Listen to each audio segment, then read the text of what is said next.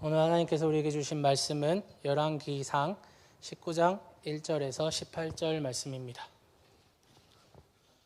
열왕기상 19장 1절에서 18절 말씀입니다. 저와 여러분이 한 절씩 교독하도록 하겠습니다. 열왕기상 19장 1절에서 18절 말씀입니다. 아합은 엘리야가 한 모든 일과 그가 칼로 모든 예언자들을 죽인 일을 낱낱이 이세벨에게 알려주었다.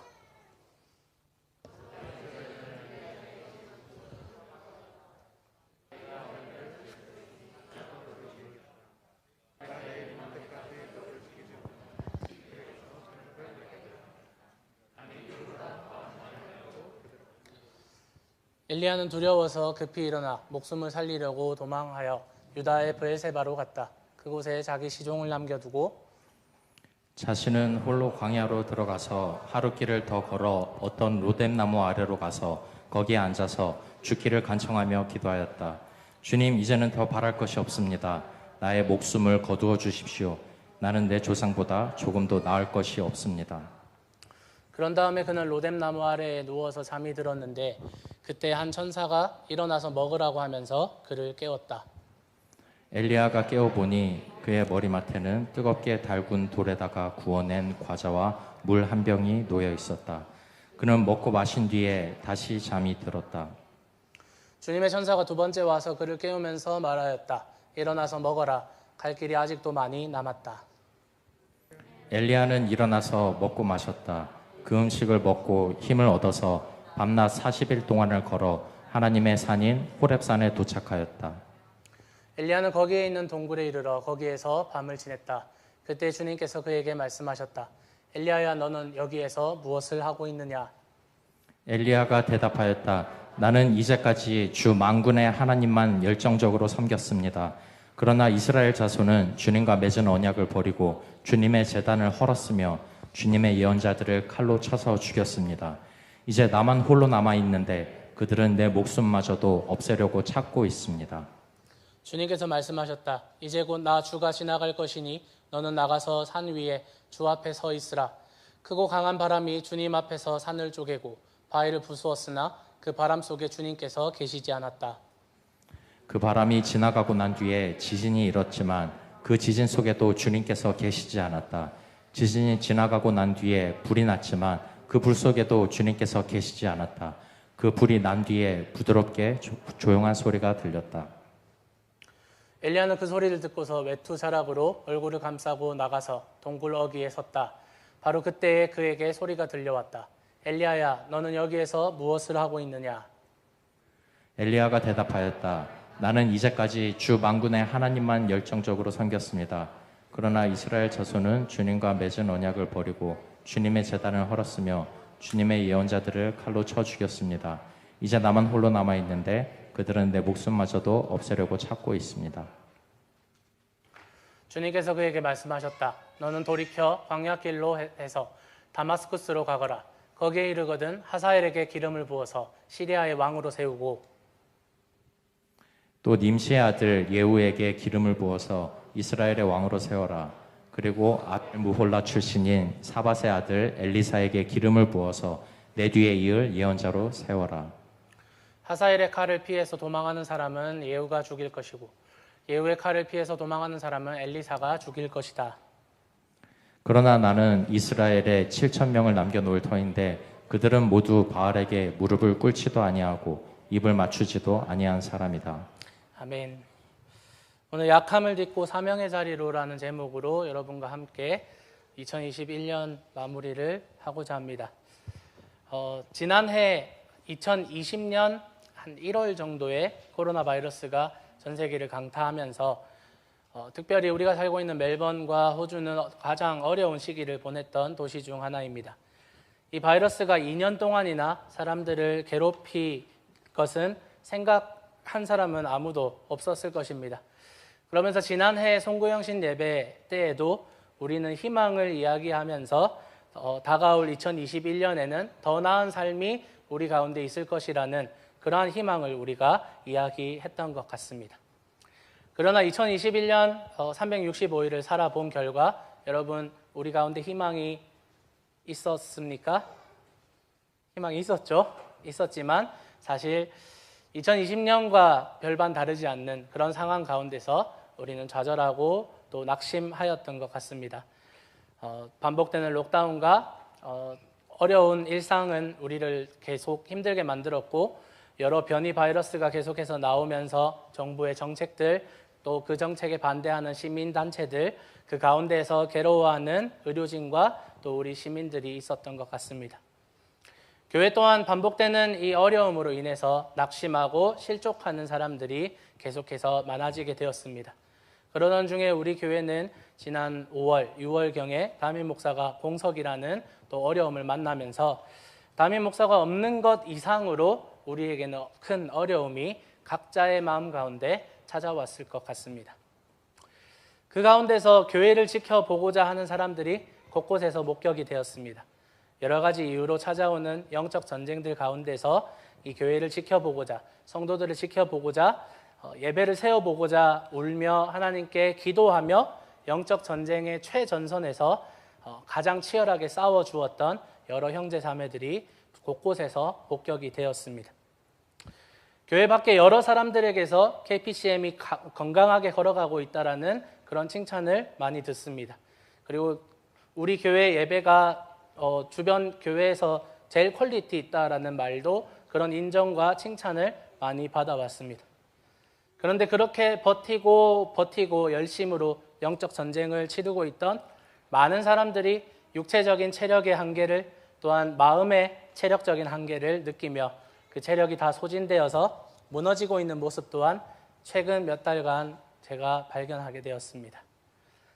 최근 한국 뉴스에 한국의 확진자가 너무나도 폭등한 가운데 서울과 경기도의 민간 병원에서 2년 동안 어떻게 버텼던 간호 인력들 중에 40%가량이 퇴사 의사를 밝혔다고 합니다. 간호 인력 중에 40% 정도가 내가 내년에는 그만두겠습니다 라고 의사를 밝혔다고 합니다. 지금 현재 이런 상황이 전 세계 가운데 벌어지고 있고 우리의 주변에서 벌어지고 있고 또한 교회 현장도 마찬가지인 것 같습니다.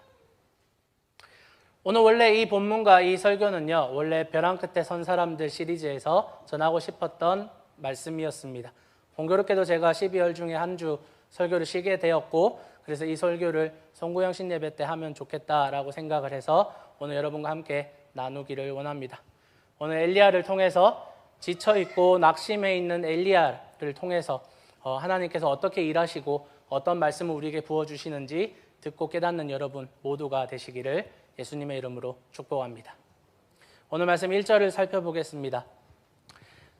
아합은 엘리야가 한 모든 일과 그가 칼로 모든 예언자들을 죽인 일을 낱낱이 이세벨에게 알려주었다. 오늘 말씀 1절에는 아합 왕이라는 사람과 이세벨이라는 사람이 나옵니다.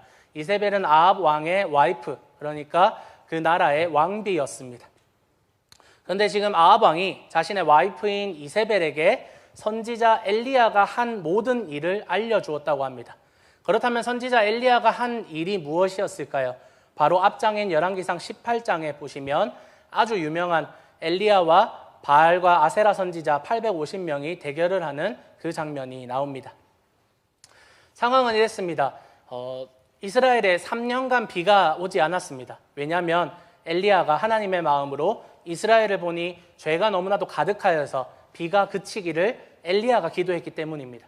그래서 하나님이 엘리야의 기도를 들으시고 3년 동안 이스라엘에 비가 오지 않았습니다. 그래서 아합이 이 이야기를 듣고 엘리야를 잡아서 죽이려고 합니다. 그러니 엘리야는 아합 왕을 찾아가서 이럴 게 아니라 우리 누가 모시는 신이 참신인지 한번 겨뤄보자 라고 하면서 바알 선지자 450명과 아세라 선지자 400명을 불러서 누가 참 선지자고 누가 참 신인지 한번 겨루어 보자라고 하면서 그 기준이 무엇이냐? 하늘에서 불을 보내어서 응답하는 신이 진짜 참 신이다. 그렇게 기준을 세워서 선지자들이 모이게 됩니다. 그래서 바알과 아세라를 섬기는 선지자 도합 850명을 그리고 엘리야 혼자 이렇게 850대 1의 대결이 갈멜산이라는 곳에서 벌어지게 됩니다. 그래서 바알의 응답을 구하면서 아세라의 응답을 구하면서 바알과 아세라 선지자 850명은 자기들이 하는 그런 예배 형식을 계속 막 합니다. 그렇게 하다가 불이 떨어지지 않으니까 자기 온 몸을 칼과 창으로 자해를 하고 피를 흘리면서 그렇게 바알과 아세라의 응답을 구합니다. 그런데 아침부터 저녁에 이르기까지 바알과 아세라는 응답하지 않습니다. 왜냐하면 그들은 가짜이기 때문입니다. 그래서 엘리야는 이제 사람들을 다시 불러서 제단을 다시 제대로 세우고 이렇게 기도를 합니다. 열왕기상 18장 36절에 이렇게 기록합니다. 제사를 드릴 때가 되니 엘리야 예언자가 앞으로 나서서 이렇게 기도하였다. 아브라함과 이삭과 이스라엘을 돌보신 주 하나님, 주님께서 이스라엘의 하나님이시고 나는 주님의 종이며 내가 오직 주님의 말씀대로만 이 모든 일을 하고 있다는 것을 오늘 저들이 알게 하여 주십시오. 참 멋있지 않습니까, 여러분? 아브라함과 이삭과 이스라엘의 하나님 여호와여, 주께서 이스라엘 중에서 참 하나님이라는 사실과 내가 그런 하나님의 종이라는 사실과 또한 내가 하나님의 말씀대로 이 일을 하고 있다라는 이 사실을 오늘 이 자리에 참석한 모든 이들이 알게 해 주십시오라는 아주 멋있는 기도를 합니다. 그렇게 엘리야는 힘있게 하나님이 하나님됨과 오늘 하나님의 말씀이 이루어짐을 선포합니다. 그러자 바로 하늘에서 불이 떨어져서 그 모든 번제물과 흙과 도랑의 물까지 태워버렸다라고 기록합니다. 그리고 이것을 목격했던 일반 백성들은 지금 재고 있어요. 어떤 신이 참신인지 재고 있다가 하나님이 불을 떨어뜨리시니 그래서 바로 엘리야 편으로 돌아서고 하나님만이 참 하나님이라고 외치면서 바알과 아세라 선지자 모두를 죽이게 됩니다. 그리고 이스라엘을 괴롭히는 오랜 가뭄이 그렇게 끝이 나고 비가 오게 됩니다. 이스라엘이 영적으로 가장 어두웠던 시기에 왕과 왕비와 제사장과 모든 선지자들까지 종교인들이 모두 타락하여서 바알과 아세라를 섬기며 거짓 선지자가 무려 850명이나 당대에 활동할 정도로 아주 암흑의 시기였다고 기록합니다. 그런데 이 시기에 엘리야는 사명을 가지고 하나님의 말씀을 전하며 발버둥 치고 있었습니다. 그리고 큰 승리와 부흥을 경험하였습니다. 바로 이때 아합 왕은 이 모든 일들, 엘리야가 위대한 일을 행하였다라는 이 모든 소식을 자기 아내인 이세벨에게 전해줍니다. 그러니 이세벨은 뭐라고 말하냐면 엘리야를 죽여버릴 것이다. 내가 모시는 신의 이름을 두고 내가 맹세하는데 내가 너를 죽이지 못하면 내가 벌을 받겠다라는 맹세까지 하면서 온갖 공권력과 자기가 왕비로서 동원할 수 있는 모든 군대를 동원하여서 엘리야를 죽이려고 합니다. 엄청난 승리와 하나님의 섭리하심과 기적까지 경험했던 엘리야가 이 이세벨의 이런 말에 콧방귀를 뀌면서 그래 한번 해봐 내 뒤에 하나님이 있어 한번 덤벼봐 라고 해야 할 것 같은데 그의 반응이 오늘 조금 이상합니다. 3절과 4절 말씀입니다. 우리 함께 읽어봅시다. 시작. 죽음 살려고 도망하여 유다의 브엘세바로 갔다. 그곳에 자기 시종을 남겨두고 자신은 홀로 광야로 들어가서 하룻길을 더 걸어 어떤 로뎀나무 아래로 가서 거기에 앉아서 죽기를 간청하며 기도하였다. 주님, 이제는 더 바랄 것이 없습니다. 나의 목숨을 거두어 주십시오. 나는 내 조상보다 조금도 나을 것이 없습니다. 하늘에서 불이 떨어져서 큰 기적을 행하고 거짓 선지자 850명을 죽이는 승리를 경험했는데 지금 엘리야가 두려워 떨며 도망을 가고 결국에는 차라리 내가 죽는 게 하나님 낫겠습니다. 차라리 나를 죽여주십시오 라고 하나님께 간청하고 있습니다. 그런 엄청난 기적과 승리를 경험했음에도 불구하고 엘리야는 지금 국가적인 권력 앞에서 두려워하며 차라리 하나님이 죽여달라고 이야기하는 겁니다. 엘리야의 상황을 좀 다양하게 진단할 수 있을 것 같습니다. 아합 왕 시대에 아합 왕이 가지고 있는 왕권은 아주 단단한 상황이었고 군사적인 또 권력적인 측면에서 아주 탄탄한 그런 왕권을 가지고 있던 상황입니다. 그리고 이세벨이라는 이 여자는 역사에서 희대의 악녀라고 평가받을 정도로 악한 여자였기 때문에 이세벨이 지금 마음만 먹는다면 엘리야 하나 죽이는 것은 아무것도 아니라는 상황입니다. 그렇기 때문에 어려움이 찾아옵니다. 그렇게 엘리야는 온 국가가 엘리야 한 명을 쫓는 그런 쫓기는 신세가 되어서 마치 사울에게 쫓기는 다윗과 같이 쫓기는 신세가 되어서 두려움이 찾아왔겠죠. 옳은 일을 하다가도 국가 권력에 쫓기는 신세가 된다면 여러분 과연 평정심을 유지할 수 있는 사람이 있을까요? 만약에 제가 동성결혼이 죄라고 말했다라는 이 이유 하나만으로 제가 만약에 고소를 당해서 빅토리아에서 지명수배가 된다면, 제 목에 현상금이 걸려 있다면, 제가 옳은 말을 했다라는 성경적인 가치관으로 하나님의 말씀을 올바로 전했다라는 이 이유로 지명수배를 평안하게 받아들일 수 있을까요? 주님을 섬기는 자들에게 평안이 아니라 핍박이 찾아오니까 난 진짜야 라고 제가 그렇게 자랑하면서 다닐 수 있을까요? 누가 날 신고하지 않을까? 누가 날 잡아가지 않을까? 참 너무나도 두렵게 매일매일을 보낼 것 같습니다. 그러면서도 내가 하나님을 위한 일을 했는데, 하나님 나라를 위해서 내가 이렇게 수고했는데 나에게 돌아오는 것이 칭찬과 인정이 아니라 살해 협박이라는 점이 엘리야를 더 낙심하게 만들었을 것입니다. 사랑하는 여러분, 우리도 열심히 버텼습니다.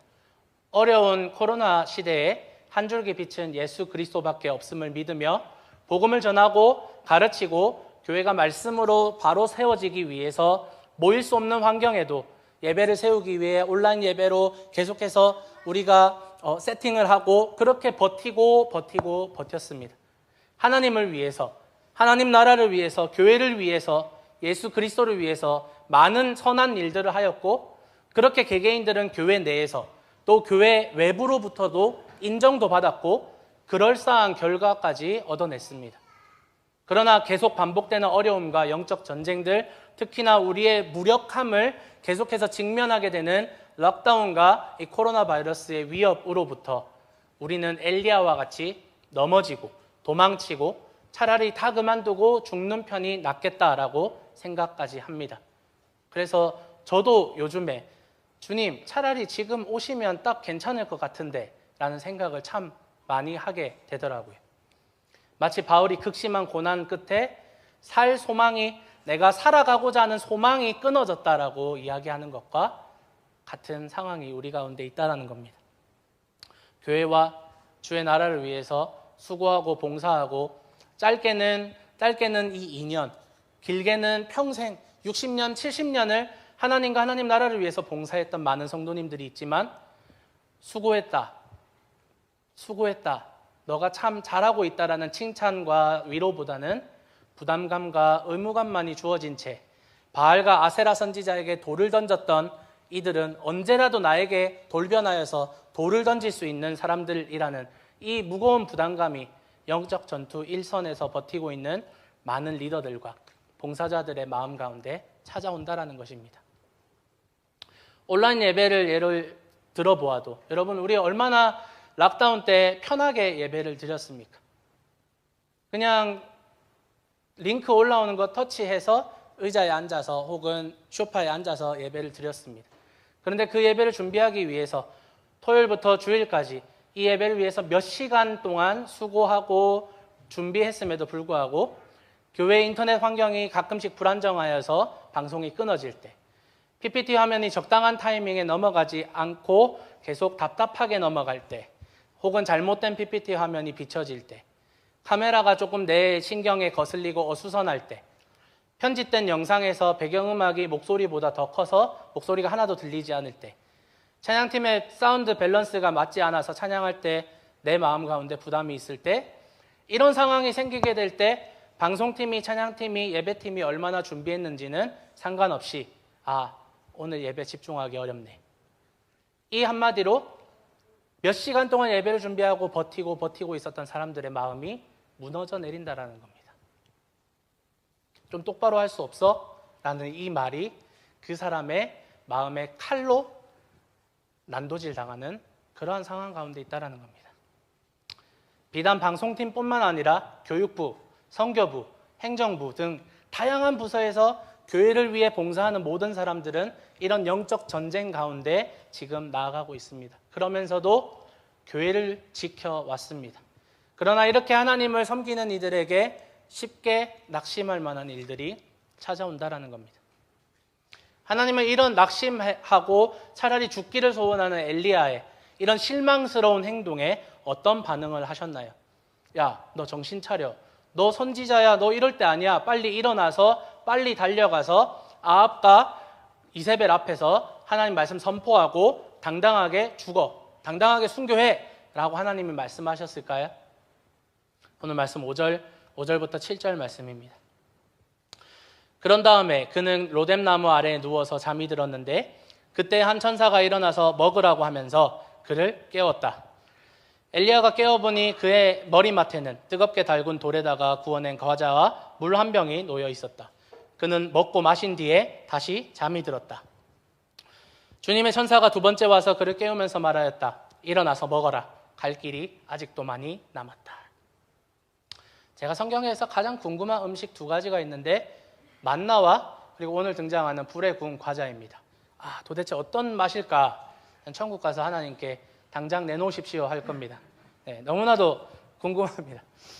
하나님이 지쳐서 지금 쓰러져서 잠이 든 엘리야를 채찍질하면서 빨리 달려, 빨리 일어나, 빨리 말씀 선포해라고 하지 않고 천사를 보내셔서 그를 위로하고 먹이시고 다시 재웁니다. 그리고 다시 깨워서 또 먹이시고 또 재우십니다. 8절 말씀에 엘리야는 일어나서 먹고 마셨다. 그 음식을 먹고 힘을 내서 밤낮 40일 동안을 걸어 하나님의 산인 호렙산에 도착하였다. 엘리야는 일어나서 먹고 마시기를 반복했습니다. 하나님이 천사를 보내서 계속 엄청난 음식을 주시면서 또 엄청난 위로, 하늘의 위로를 주시면서 또 하늘의 꿀잠을 주시면서 하나님은 엘리야가 회복되게 계속해서 그 마음의 어려움을 계속해서 위로하셨습니다. 그렇게 위로받은 그리고 육적으로 마음적으로 또 영적으로 회복된 이 엘리야가 결국 일어나 달려가서 40일 동안을 달려가서 하나님의 산인 호렙산, 우리가 잘 아는 신의 산에 도착하게 됩니다. 목회자들이나 리더들, 교회를 운영하는 사람들은 항상 딜레마에 빠집니다. 봉사와 섬김이 없이는 교회가 운영되지 않기 때문입니다. 성도님들의 봉사와 섬김으로 인해서 교회는 운영이 되고 교회로서의 역할을 감당해 나갈 수 있는 힘이 생깁니다. 그렇게 목회자들은 항상 설교나 티칭을 통해서 봉사와 섬김에 대해서 강요합니다. 강조가 아니라 강요하는 곳이 있습니다. 그런데 사람이 어떻게 매일, 매주, 매달, 매년을 웃으며 행복하게 저는 예수님으로 인해서 만족합니다라고 하면서 매년을 그렇게 웃으며 섬길 수 있겠습니까? 사람은 지치고 낙심할 때가 옵니다. 그럴 때에 버텨야 한다. 예수님이 네 때문에 죽으셨으니까 너도 예수님을 위해서 버텨. 예수님의 고난에 동참해. 라고 성도들을, 목회자들이 많이 몰아세웁니다. 그리고 그들의 몸과 마음과 영혼이 갈려지면서 교회가 이끌어가고 있는데 그들의 영혼은 죽어가고 갈려지고 있는데 목회자들은 그들의 영혼에 관심이 없습니다. 갈려나간 영혼은 또 새로운 영혼으로 대체됩니다. 그렇게 지난 수십 년간 한국 교회가 사람들을 갈아가면서 교회를 운영해 왔습니다. 오늘 말씀에서 엘리야는 너무 지쳐 있습니다. 아합 왕은 자신을 잡아서 죽이려고 하였고 850명이나 되는 거짓 선지자들과의 전쟁을 홀로 감당해야 했습니다. 그럼 그가 얼마나 육체적으로, 심리적으로, 영적으로 지치고 압박감에 시달렸을지는 아무도 가늠할 수 없습니다. 그리고 결국 그는 큰 승리 후에 고장이 나버립니다. 그리고 그때 하나님은 그를 채찍질하여서 그를 다그치는 것이 아니라 그를 위로하시고 육체적으로도 위로하시고 마음적으로도 위로하시고 영적으로도 위로하시면서 그의 전 인격이 하나님 안에서 다시 세워지게 됩니다. 그가 다시 재충전할 수 있는 모든 것을 하나님이 제공해 주십니다. 우리가 잘 아는 베드로 또한 예수님을 부인한 후에 엄청나게 낙심합니다. 그래서 그는 더 이상 자신이 예수의 제자로 살아갈 수 없다라고 그 삶의 의지조차 잃어버립니다. 그래서 고향으로 내려가서 내 팔자에 무슨 예수의 제자야, 나는 그냥 고향에서 물고기나 잡다가 평생 그냥 이렇게 죽어야 되겠다라고 자기의 고향으로 내려갑니다.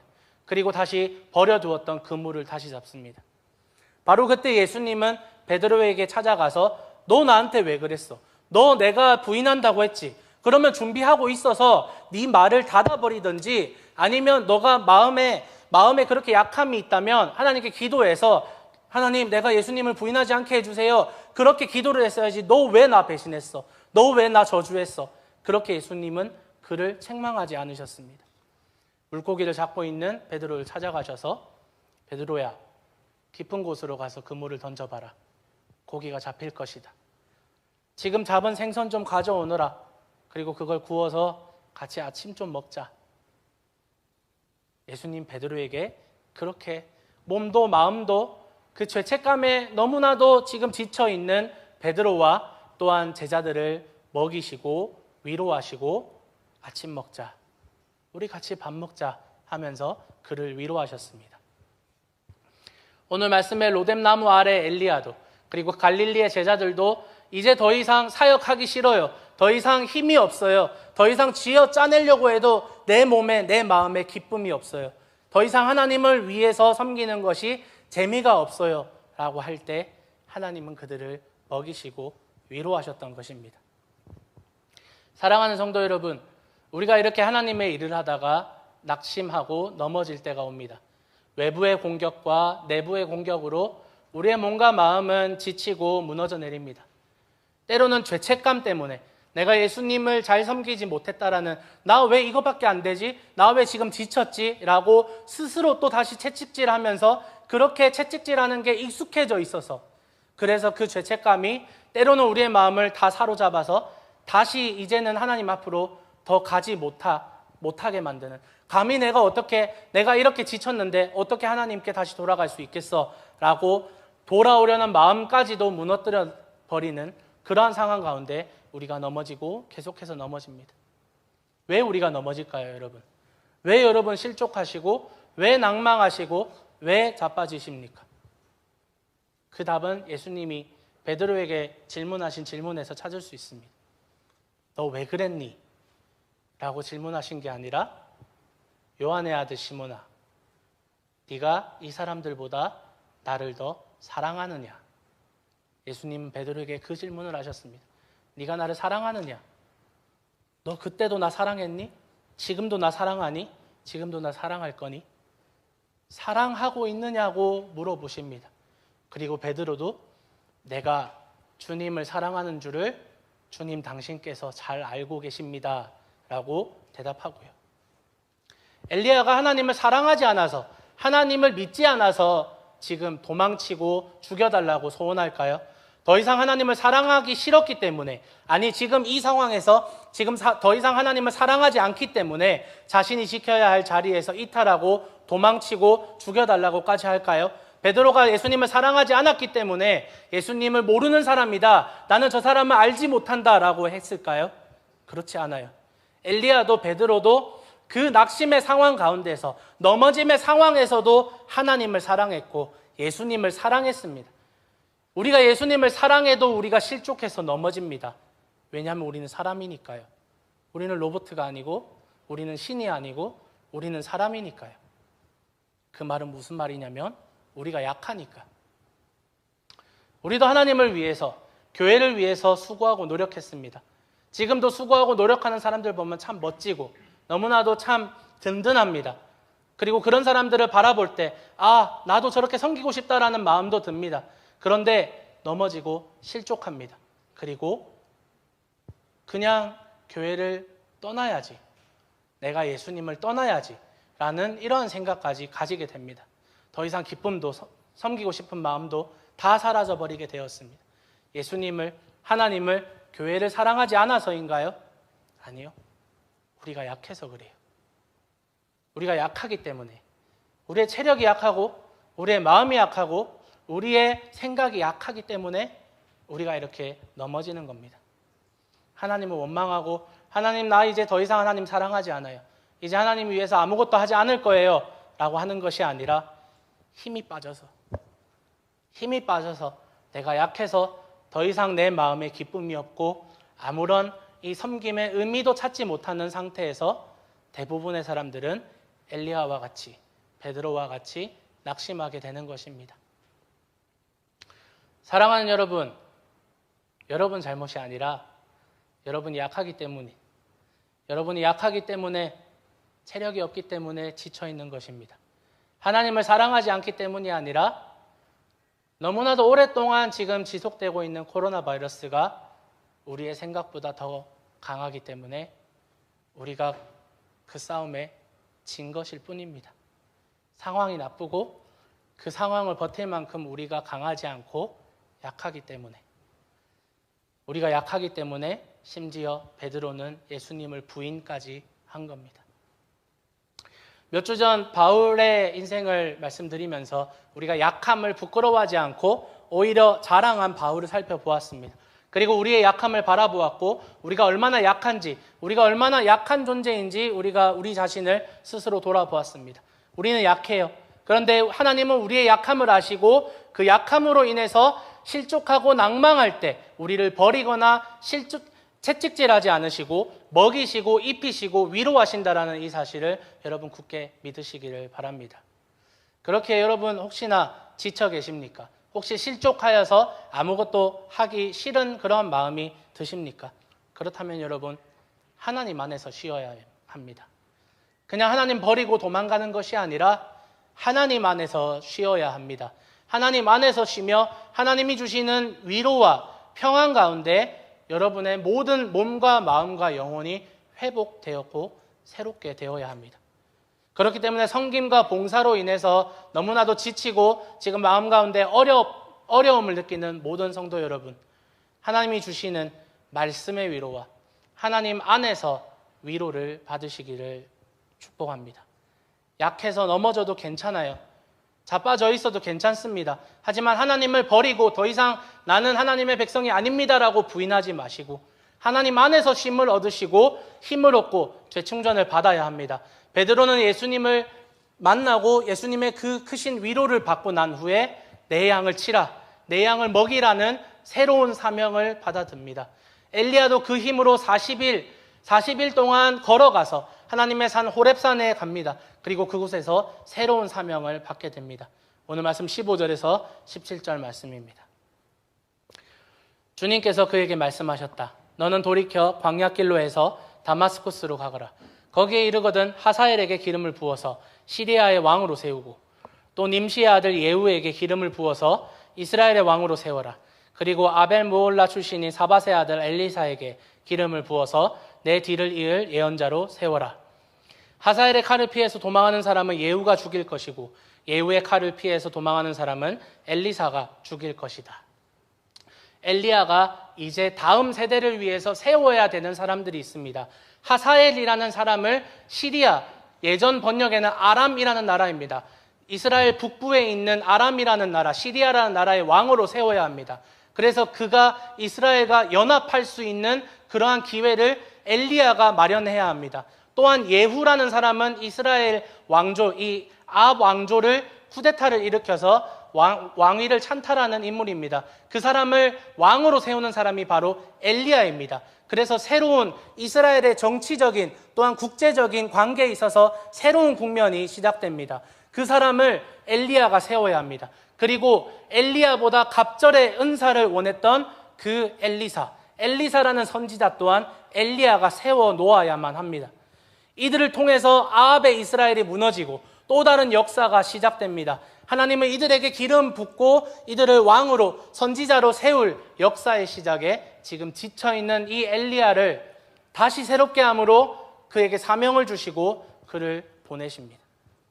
그렇기에 이 사명의 자리로 다시 이끄시기에 하나님은 엘리야를 그리고 베드로를 또한 수많은 하나님의 지쳐있는 사람들을 먹이시고 위로하시고 입히시고 그들을 다시 세우셔서 그들에게 새로운 사명을 부어주십니다. 제자들이 그냥 낙심하고 갈릴리에 그냥 고기 잡는 어부로 남아 있었다면 지금 우리에게 복음이 전달되지 않았습니다. 내 양을 먹이라, 내 양을 치라고 예수님께서 베드로에게 사명을 주셨고 그 사명을 가지고 제자들은 땅끝까지 퍼져서 복음의 증인이 되었고 그 결과 지금 중동과는 아무런 상관이 없는 한국인이면서 호주에 살고 있는 우리가 신앙을 가지고 예수를 믿고 있는 이 일이 바로 하나님이 그를 살리시고 그리고 그를 회복시키셔서 다시 새로운 사명을 부어주셨기 때문입니다.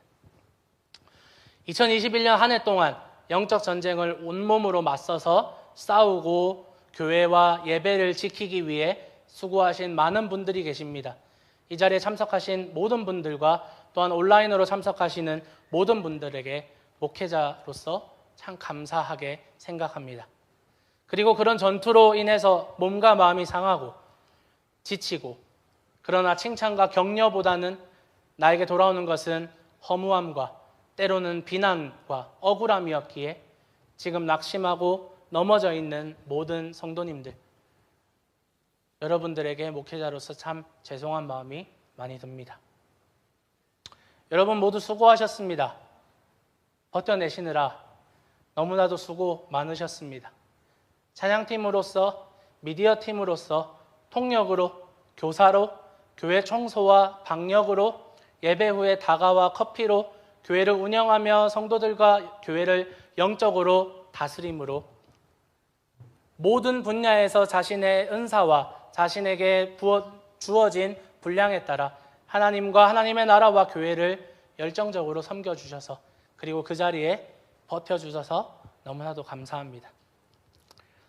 만약 여러분이 지금 기쁨도 없고 다 내려놓고 싶은 마음이 드는 것은 하나님을 사랑하지 않아서가 아니라 여러분이 약해서, 예수님을 사랑하지 않아서가 아니라 여러분의 체력이 약해서이기 때문에 괜찮습니다. 예배를 통해서, 말씀을 통해서 하나님은 분명히 천사를 보내서 엘리야를 위로하셨듯이 우리에게 말씀과 하나님의 위로를 이 공동체 가운데 공동체원을 통해서도 부어주실 것입니다. 엘리야에게 하셨듯이, 베드로에게 하셨듯이 초대해서 먹이고 그들에게 수고했다 위로하며 그들을 육체적으로 영적으로 먹이시는 여러분 모두가 되었으면 좋겠습니다.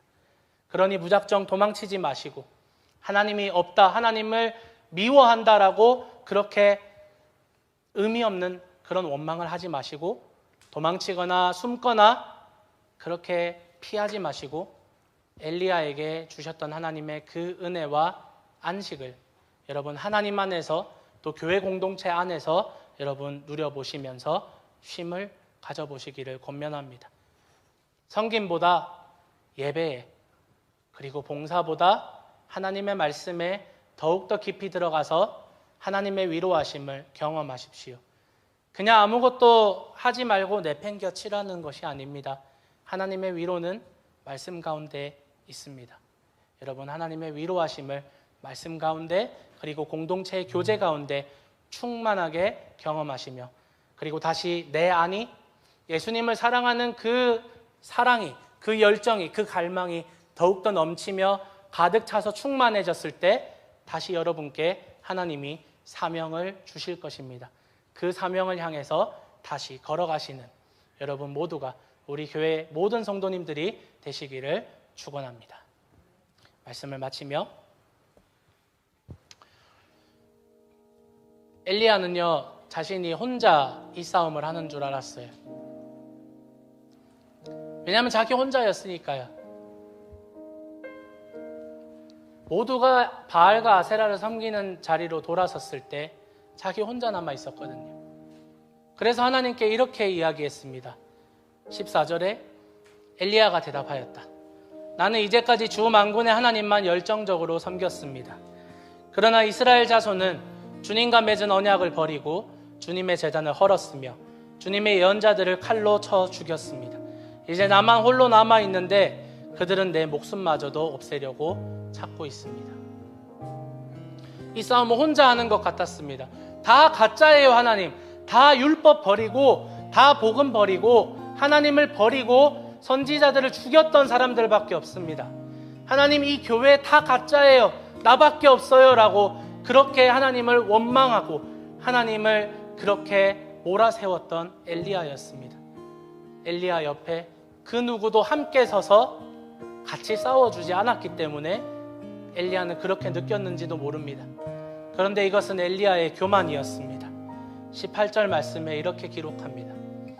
그러나 나는 이스라엘에 7,000명을 남겨놓을 터인데 그들은 모두 바알에게 무릎을 꿇지도 아니하고 입을 맞추지도 아니한 사람이다. 아멘. 우리가 때로 버티고 버티다가 주위를 둘러보면 아무도 없는 것 같아요. 나 혼자 그냥 생쇼 하는 것 같아요. 그런데 그런 생각이 교만이라는 겁니다.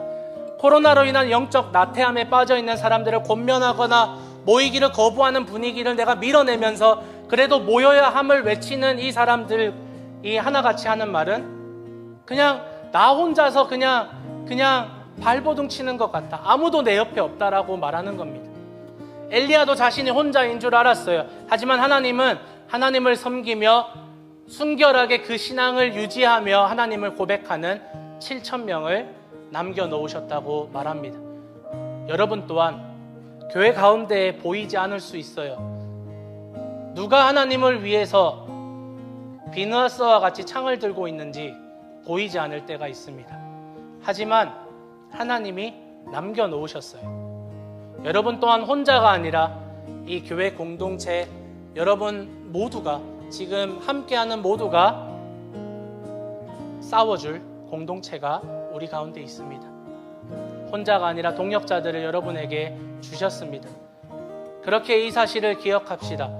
하나님이 여러분을 위로하신다는 사실과 그리고 다시 걸어갈 힘을 주신다는 사실과 그리고 다시 사명을 부어주시는데 나를 홀로 두지 않으시고 같은 믿음을 가지고 같은 고백을 하고 같은 표대를 향해서 걸어가고 있는 믿음의 동역자들이 우리 가운데 있다라는 사실, 그리고 그 무엇보다 우리보다 앞서 먼저 걸어가신 예수님이 계시고 우리와 영원히 함께 하시는 임마누엘의 성령 하나님이 우리 마음 가운데 있기 때문에 여러분 우리는 혼자가 아닙니다.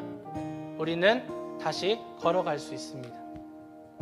여러분을 부르시는 그리고 위로하시는 하나님을 느끼며 2021년을 마무리하고 2022년을 맞이하기를 원합니다. 우리 이 시간 순서지를 보시면 적용 부분이 있습니다. 적용에 보시면 두 가지 질문이 있습니다. 첫 번째는 하나님과 교회를 위해서 열심으로 섬기다가 지쳐있는 나에게 가장 필요한 것이 무엇일까? 지금 이 순간 나에게 가장 필요한 것은 무엇일까? 여러분 고민해 보십시오. 많은 사람들이 낙심하고 지쳐 있습니다. 여러분 모두가 지쳐 있을 것 같습니다. 여러분에게 필요한 것이 무엇인지 한번 고민하며 그 종이에 써보시기를 바랍니다. 그리고 두 번째, 지금 현재 나의 위로가 필요한, 지금 현재 지쳐서 너무나도 힘들어하고 있는 형제 자매는 없는지 여러분 한번 살펴보시면서 여러분 한번 써보세요. 누가 위로가 필요할지. 그리고 그 사람에게 찾아가서 진짜 위로를 전해주세요. 시간을 좀 드릴게요. 여러분 한번 적용 질문을 고민해 보시면서 생각해 보시면서 그렇게 시간을 좀 보내겠습니다.